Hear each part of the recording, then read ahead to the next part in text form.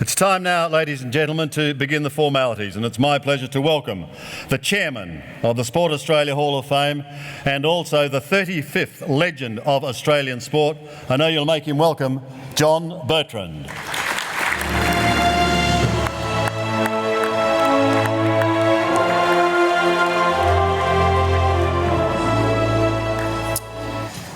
The Honourable John Howard, co-patron of the Sport Australia Hall of Fame, Mr James Hogan, President and Chief Executive Officer, Etihad Aviation Group, Mr James Rigney, Chief Financial Officer, Etihad Aviation Group, and Mr John Wiley, Chairman, Australian Sports Commission. Distinguished guests, one and all, welcome to the Sport Australia Hall of Fame. There's over 50 sporting federations represented here tonight. It's just unbelievable. Football, rugby, cricket, cycling, athletics, netball, basketball, surfing, swimming, sailing.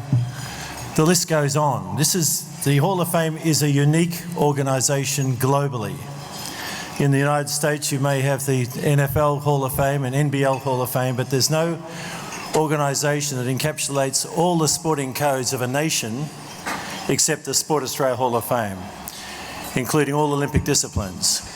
And it's something that we're obviously very proud of. There's 100 of our members have flown in from around Australia and from around the world to be here tonight. So thank you for your attending.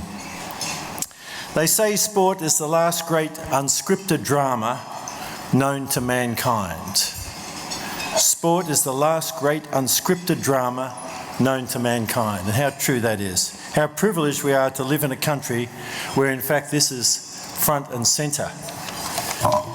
At the recent Rio Olympic Games, how good were our Olympians and Paralympians, the way they represented themselves and our country, win or lose, on the biggest sporting stage in the world. Yeah.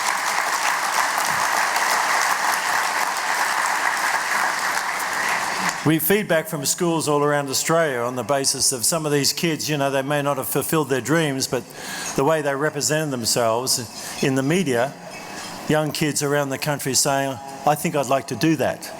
And that's one of the beautiful benefits of competing at the highest level. How about the Western Bulldogs versus the Sydney Swans grand final? Oh.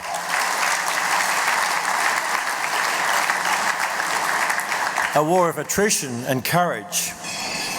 And Luke Beveridge's presentation to injured captain Bob Murphy. Unbelievable. And the Cronulla Sharks the following night versus the Melbourne Storm. Unbridled emotion of the Sharks' first ever win. Grown men crying on the siren.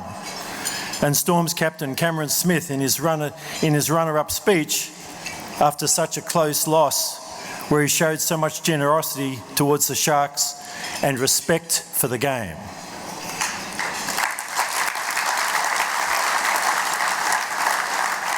Yes, Sir Don Bradman, who is our inaugural inductee with Dawn Fraser, our Dawn. It's now a generic name in this country, Dawn, not even Dawn Fraser. So Don said in 1985, when he was inducted into the Hall of Fame, he said the following, and this is profound stuff, from, according to our co-patron, John Howard, the greatest sports person that this country has ever produced. He said, Don Bradman said, when considering the stature of an athlete, or for that matter, any person, I set great store in certain qualities which I believe to be essential in addition to skill. They are that the person conducts his or her life with dignity, with integrity, courage, and perhaps most of all, with modesty. These virtues are totally compatible with pride, ambition, and world-class competitiveness. Ladies and gentlemen, we have a tsunami coming. It's called Women in Sport.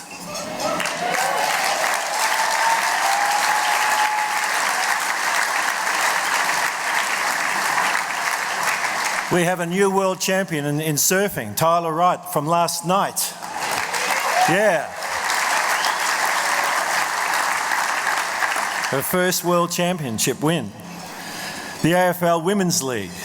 the Women's National Netball League, Women's Cricket Team, the Australian team, the National Women's Soccer Team, and how about the Rugby Sevens in Rio?